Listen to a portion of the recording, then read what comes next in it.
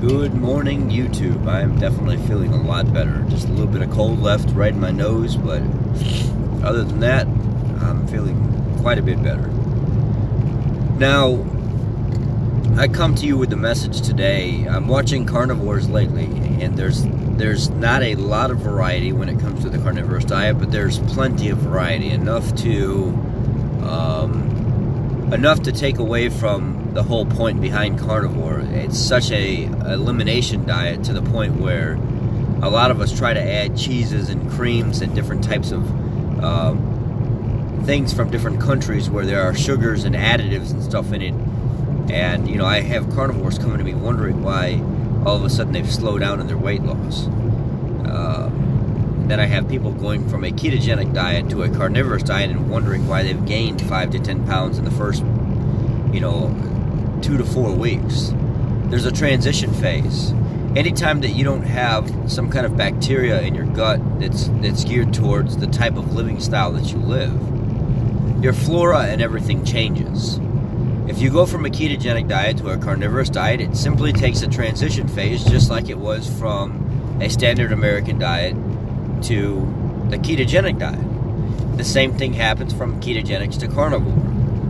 You could still experience flu-like symptoms. You could still experience breakouts around your neck, your armpits, keto rash, things of that nature. You could still experience these things because you're eliminating even more. Just because you're on a ketogenic diet doesn't mean you're on the most ultimate form of anti-inflammatory. A carnivorous diet is even more anti-inflammatory. Oftentimes people will start a carnivorous diet, and the first week they notice they've gained a pound. The second and third week they've gained 3 or 4 more pounds.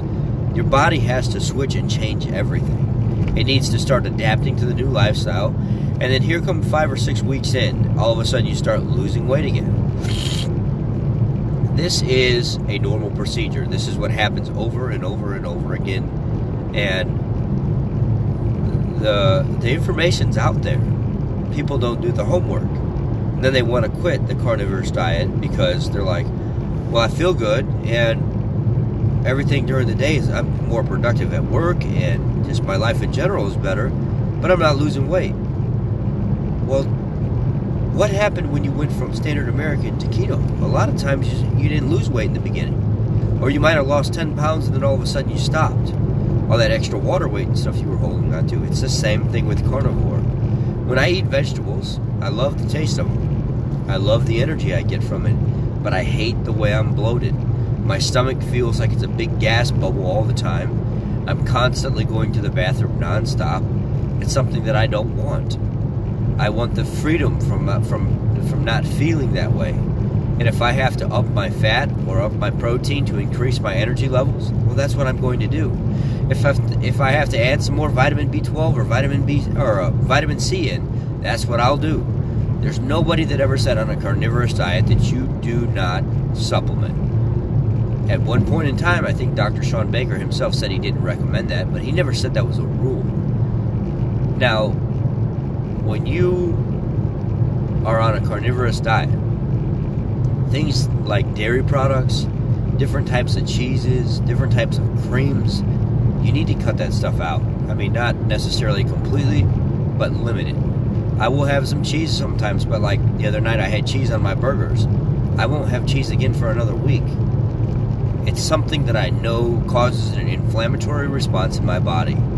Dairy in general, remember where it comes from. Just like Dr. Berry said, I cut out drinking milk in a daily routine when I started realizing milk does not make me feel good. And it's not even the fact that I'm lactose intolerant, because I'm not. It just does not make me feel good. My body does not react to it very well. And when you drink milk from a cow and it's not in its raw form, you're not getting anything anyway. But you have to understand why that milk is there. It wasn't there for people to drink and live off of their whole life. We simply take it and use it as that. That milk is there to raise a baby calf. It is to put weight on a baby calf. It's to help a baby of some sort, regardless of what kind of animal it is. If it has milk and the child, or the bearing child eats off of the tit of that animal, that milk is to raise that calf, and then all of a sudden the mother stops producing. There's a procedure for that. It's just science. This is how it's all worked. This is the way things happen. But we take that and we turn it into, oh, I want to drink that 25 years later. I want to drink that 30 years later. You're still drinking the same stuff that was produced, that was given to you. Regardless if you're religion or you're all about evolution, it was still given to this animal to nourish a child and then stop producing when the child is able to start eating regular food. But yet we'll still take this stuff and we'll drink it as it's a drink. I quit doing that. Dr. Berry quit doing that. There's a lot of people that quit doing that. There's not very much benefit to drinking milk in general. You don't get enough vitamin D from it. You don't get enough calcium from it. Your body doesn't absorb it like it does other stuff. I cut the stuff out. It causes an inflammatory response. It causes an immune reaction to me. And I just cannot do it. There's a lot of carnivores that are doing it, though. There's a lot of carnivores that are drinking milks, and they're eating tons of cheeses. And if you look at these products, they have carbs in them. They have sugar in them. And when you've been anti-inflammatory for so long and you've been eating such a low carbohydrate diet or zero carbohydrate diet, chances are you came into carnivore thinking that carnivore was just meat, water, and salt, which the extreme form of carnivore, you're right, that's how it is. That's going to yield you the best results. But people don't do that. They eat animal products. They consider carnivore just an animal product eating plan, lifestyle.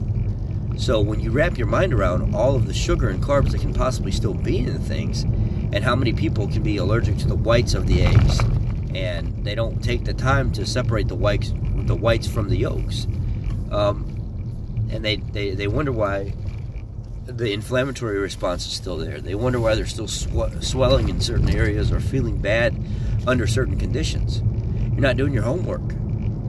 I simply feel the best off of maybe some garlic salt, some Slappy Mama seasoning, a good quality ribeye, New York strip, some tenderloin, Boston butt, maybe some big fatty chicken thighs, a little bit of butter under the skin. That's it.